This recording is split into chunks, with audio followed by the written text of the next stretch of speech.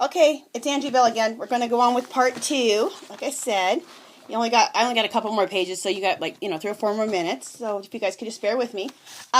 This is another paper. It's been sewn like always, all the stitching, and then coffee dyed. What I like is I have this postage stamps that look like a postal letter. It's kind of hard to see, but that's the background. And then see all the clocks? Tim Holtz had a video on this, and I took the clock stamp and I put it in one of his distress inks, and then I took Perfect Pearls. I have it right here. Perfect Pearls. I took Perfect Pearls and then took the brush and went right over the distress ink. So you guys, you can mix your distressed inks with the Perfect Pearls, because the distress ink acts like the glue to do that, which I think is really, really cool. And so that's what that is. And then I did a little stamping down here, and then made a little side pocket for these things to slip in. Okay. Because I love making my own papers with, with inks and distress inks and, what are these called? The Perfect Pearls. And it's just really fun to kind of make your own paper. And then sometimes when you can't find the right paper, you can just make your own. Again, I have another picture. I just love these. I just love the wooden barrels and how different people have their area set up to age the wine in the barrels. This is the art of blending. It says an art that winemakers also practice, which often puts their special signature on a wine, is that of blending, mixing various wines to achieve the desired style, complexity, balance. Blending may involve combining various grapes and varieties. Okay, so that's called blending. And so I took that out of that magazine and kind of aged it up and inked up the edges so everything looks old. I like this because it kind of looks burnt, which I love. I try to make, as you can see, I try to make this journal look like it was something they found in Grandma's attic, and really old. Okay, next one. Let's take these out. I used burlap at the bottom for a pocket, and I love just how that real rustic look is. I used the distressed inks on here. I used the distressed inks also for this right here. This is one large stamp, and I stamped the whole thing with these clocks. Let me see, I can come a little closer so you can see the clocks. You guys can tell I'm obsessed with clocks, okay? I have all kind of clock stamps. And then I used one of Tim Holtz's vintage photo. I think it was the rust color, not vintage photo, one of the inks, and it was rust color.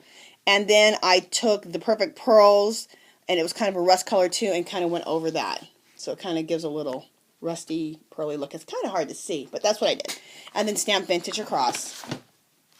And then I have a picture that I aged out with vintage photo, of course, and distressed the edges of the acres of grapevines, which I think is really cool. The vineyard. And then again, this is another picture of wine aging in the wooden barrels. And I'm sorry, I need to say that. That's a wine vineyard. I don't know why I couldn't think of that word. So put that back. Again, I took the burlap again and used it as a side pocket. Okay. Take my things out there. And this is like, Tim Holtz showed me this. See all this cool, it just looks really graffiti art. I did just like a ton of different things. So what I first did is I used his distress paints, which is the blue and the white. And I used that through a stencil. After that, I took the distress inks, different colors of distress inks, so you can see the different colors. Then after that, I took, and then I took, you know how he tells you to take some of his inks, his refiller inks, and put them in water to make your own sprays. So I did that right here, and I went through, I think it says vintage. I just wanted another layer, so I sprayed another layer. So now we have a layer of something sprayed through a stencil. Then I took my stamps and stamped right on top. So, and then stamped on the edges. So anyway, I just like this really graffiti kind of layered look. And it just shows you how you can mix everything up. How you can mix up all your different mediums together. Okay, let me show you guys this. This looks like the outside of like one of the wineries. It says up there, Tyrellus Wines. And let me see if I can read this right here. It says Flag Tyrell's Winery. Yeah, so it's a winery, which I think is really cool because I love the old looking aged little wine looking house. that this winery is. And then this is, I think, Bordeaux Pesque Leon. Excuse me with this pronunciation because these are things from all over the world. But this is a old chateau, and the vineyard is on this chateau, on this piece of property. But that's the chateau, I guess, the house that the people live in who make the wine and who have the grape vineyards. It's pretty cool. I'd love to live there. Okay, let's put that back.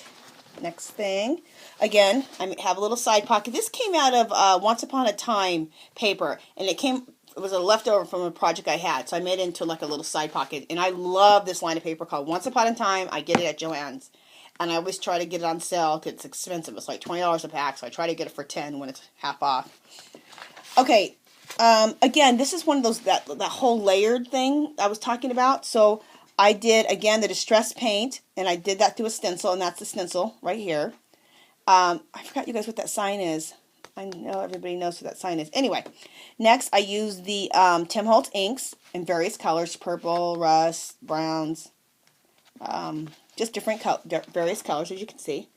Then I used a stamp, my script stamp over it, and then. Oh, this is what I did. I took, okay, remember I told you once you use this ink, it stays a little bit wet and acts like an adhesive. If you want to use your embossing inks, or if you want to use your Perfect Pearls. So I used the white embossing ink, and I'm trying to see if I have it near me right now, but I think I used the white embossing powder, not white, clear embossing powder. Here it is. Let me get it. Okay, I used Reflections clear embossing powder. Okay, over this whole thing, because this whole thing I had used the distress inks, which stay wet, which act as an adhesive. So then I put over the clear embossing powder and then hit it with the heat gun. So then you get it's hard for you to see on here, but you guys have to do this technique because I'm trying to see if you can see a little glimmering, but you can't. Okay, because it puts like a clear glimmer over the whole thing. If you run this through, this is the other thing I did. If you run this through Tim Holtz embossing folders, and then use the clear embossing powder over this, it has even a better effect. I've done that on a card that I'm going to show you. Here I did a little bit of gold embossing. Then let me show you. This is one of the wineries. It's called the Pisano Winery, which I think is really cool, really old looking. Isn't that neat? And then these are just some grapes. Grapes for Zinfandel. That's what it says in the corner there. Okay. The Zinfandel wine. Again, I did one of those graffiti things I've been describing that Tim Holtz showed me. The layers of the distress paint and the inks and the stamping over. It turned out really cool. Okay. And then these are some more grapes that the wineries use or grow. This is the perfect grapes on, it says perfect grapes on the vine. This picture of perfect grapes on the vine. Okay. And these are all grapes that are grown on a vineyard to make wine.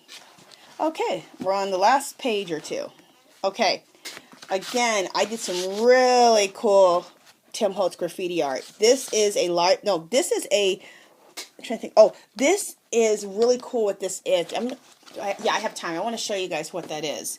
I have bought, again, from the office supply store. Stick with me. From the office supply store, I bought these. You guys, you can buy a pack of these for like $10, and you can buy, it'll be like 500 of them. And what it is, it's a time card.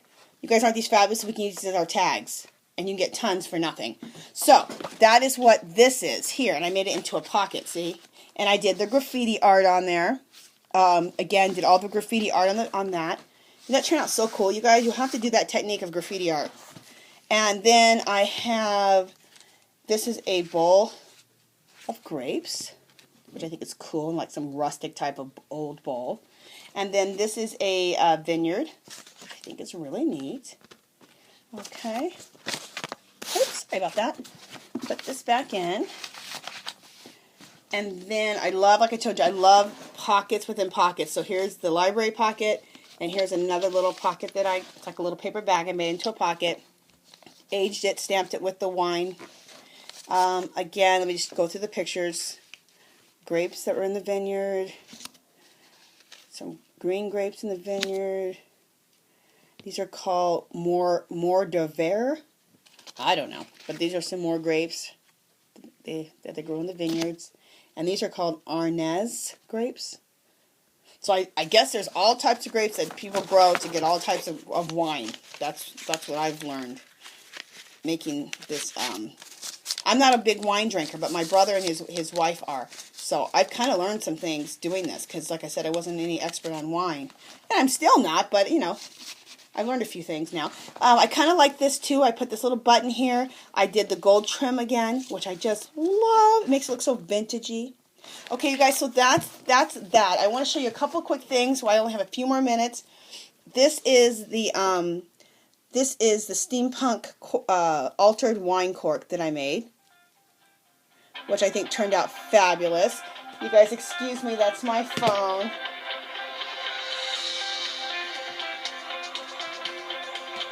Let me turn this off somehow. Okay. Hey, honey, I'm making a video. I'll call you right back. Mom, are you coming? Yeah, I'll be there in a minute. Okay. Sorry about that, you guys. This is a vintage wine cork. And it's steampunked out. Sorry about that phone call. Okay, and this is also going to my brother. So he's going to get, my brother and his wife, they'll get the cork and they'll get the journal. Okay, next thing I did was I made these really fun cards, Christmas cards. These are my Christmas cards, you guys. Is this fabulous? This is a neat technique using, and you know, I will put the lady where I learned this technique, I'll put it down so you can go see her video, okay? Because this is a numerous amount of things to make this, but very easy and very fun. Same lady taught me how to do this, how to take the Tim Holtz old-fashioned jalopy and add all these bits and pieces. Is this so cool, you guys? I love this. This is my brother's birthday card. His birthday's right around Christmas. It says, "You're not too old, 25 plus shipping and handling." That's a stamp I have, which I love. And then it also says, another stamp says, "Don't grow up, it's a trap."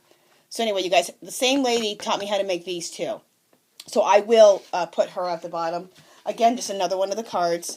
And these are our Christmas cards. And I just signed the back in a silver pen, just saying Merry Christmas, love Angie, Kyle, Shanley, and Taylor. From me, my husband, and my kid, and the kids. Okay, you guys, so that is all I have to share with you guys now. We're getting close to Christmas here. I've got to get all these gifts out and mailed. And I hope everyone has a Merry Christmas. And I will talk to you guys soon. Bye-bye.